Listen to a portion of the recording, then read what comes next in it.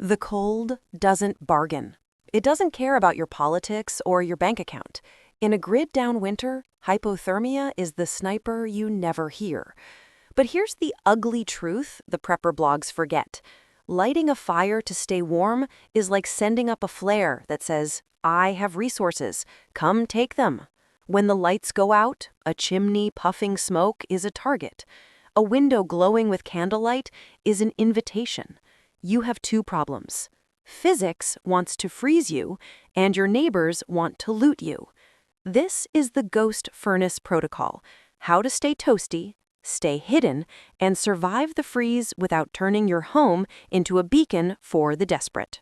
First, stop trying to heat your house. Your house is a sieve. It was built when energy was cheap. Trying to heat 2,000 square feet of drywall with a propane heater is a fool's errand. You aren't living in a house anymore. You're living in a microclimate. Pick one room. Interior, no big windows. This is your new world. Everything else is the dead zone. Hang blankets over the doorways. Duct tape them to the frame. You are shrinking your footprint. The smaller the space, the less energy it takes to keep it from killing you. If you're trying to heat the guest bedroom, you're already dead. Windows are holes in your armor. They bleed heat like a severed artery and leak light like a lighthouse. You need a two-layer system. Layer 1, bubble wrap. Spray the glass with water, stick the bubble wrap flat against it. Instant insulation. Layer 2, the blackout. Heavy blankets, cardboard, painted black trash bags. This isn't just about keeping the cold out, it's about keeping the you in. At night, if you strike a match and a sliver of light escapes, you've just told the street you're awake. Total blackout isn't paranoia, it's camouflage. You want to know the ultimate survival shelter?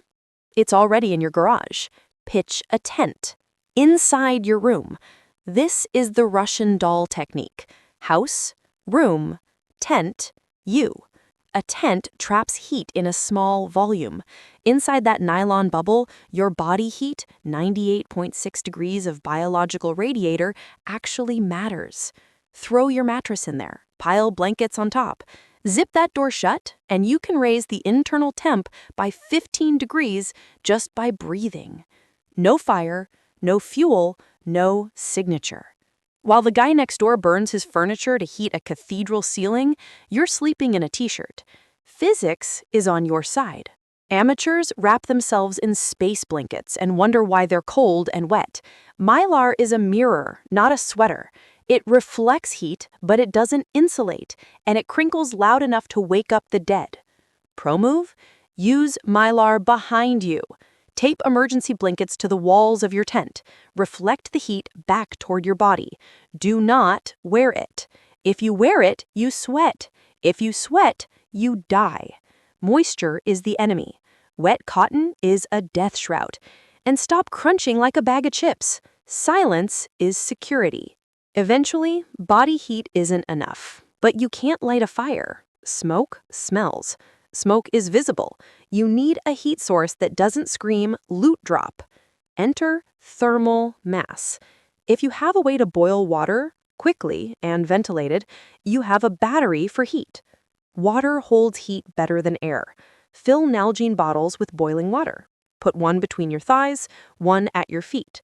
A single hot water bottle inside a sleeping bag stays warm for 6 hours. It's a silent, smokeless heater that recharges your blood flow. Rocks work too. Heat stones near a concealed flame, wrap them in a towel, bring them into your tent. They radiate heat slowly. It's primitive, quiet, and it works.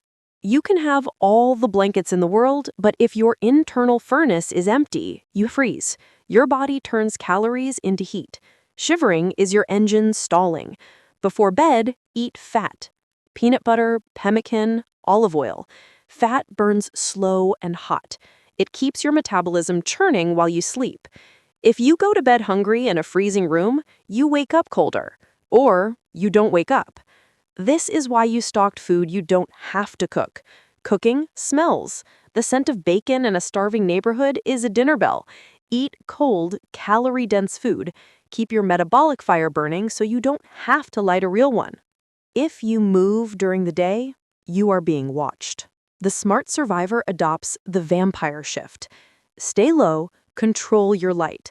If you need to see at night, use red light.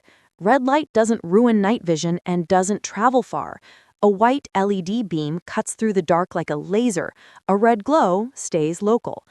And never look out the window with a light behind you. That's suicidal. If you check the perimeter, the room behind you must be pitch black. You are a ghost. Ghosts don't cast shadows. Here's the gross part. You're in your tent, it's freezing outside, you have to pee. Do not leave the tent. The moment you unzip that door, you dump all the heat you've been hoarding. Have a dedicated bottle. Label it, use it, keep it sealed. A warm bottle of urine is actually, sorry to say, another source of radiant heat for a short time. But mostly, it keeps you in the warm zone. Survival isn't dignified. It's effective. The apocalypse isn't an action movie. It's a camping trip that never ends right in your living room. The winner isn't the guy with the biggest gun. It's the guy you didn't know was there. Heat the body, not the air. Hide the light, not just the supplies. Be a ghost, because ghosts don't freeze. Now, go tape up your windows.